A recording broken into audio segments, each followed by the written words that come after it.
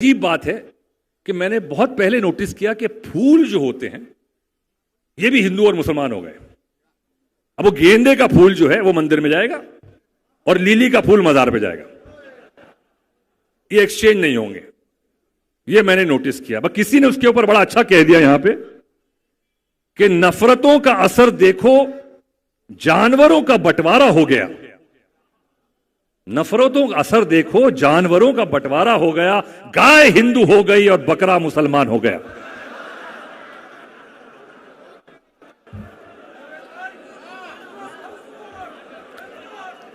नफरतों का असर देखो, जानवरों का बंटवारा हो गया। गाय हिंदू हो गई और बकरा मुसलमान हो गया।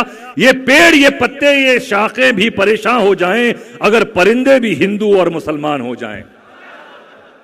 सूखे मेवे भी ये देखकर हैरान हो गए, न जाने कब नारियल हिंदू और खजूर मुसलमान हो गए।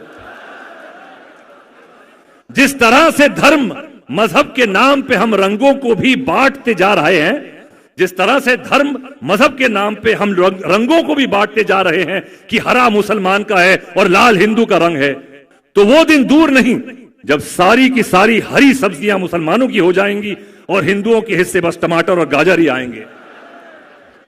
अब ये समझ में नहीं आ रहा है कि ये तरबूज किसके हिस्सों में आएगा। ये तो बेचारा ऊपर से मुसलमान और अंदर से हिंदू रह जाएगा।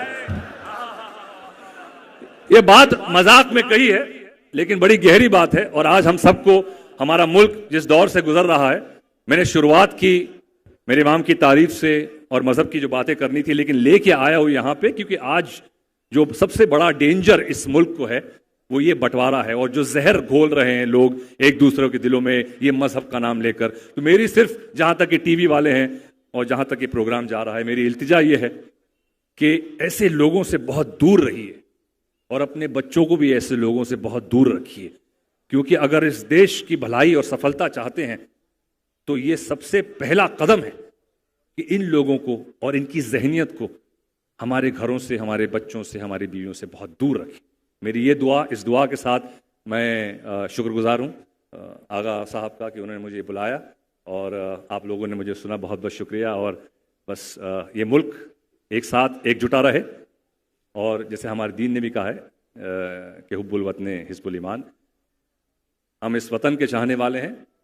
हमें सेक्युलर होने के लिए ये ज़रूरी नहीं है कि मैं जाऊं मंदिर में या किसी बुद्ध की परस्तिश करूं, ये ज़रूरी नहीं है। लेकिन इसका ये मतलब नहीं है मैं कि उसकी इज्जत नहीं करता हूं।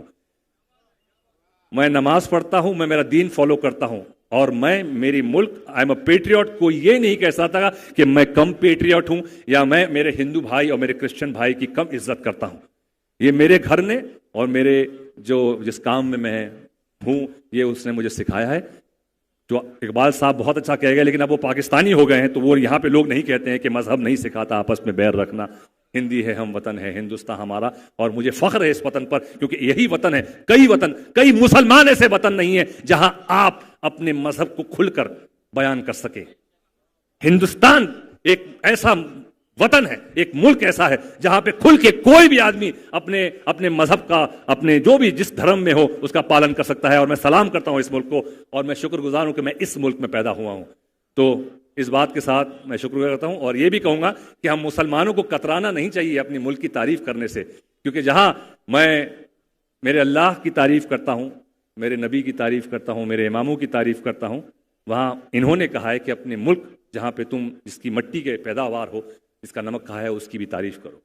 तो जय हिंद बोलने से कताया मत करो, ये मुसलमान की निशानी है। जय, आपका मुल्क है, फख्र करो इस पर। आप खुलकर मजलिस कर सकते हो, मातम कर सकते हो। कई जगहों में, दुनिया के और मुल्कों में जाओ, नहीं कर सकते हैं आप। इस मुल्क ने आपको ये परमिशन दी है। जाली, बेशक ये नारा हैदरी कई जगह नहीं लगते भाई, मैं घूम चुका हूं दुनिया के कई मुल्कों में। तो फख्र करिए आप और इस मुल्क को जोड़ के रखने की कोशिश कीजिए।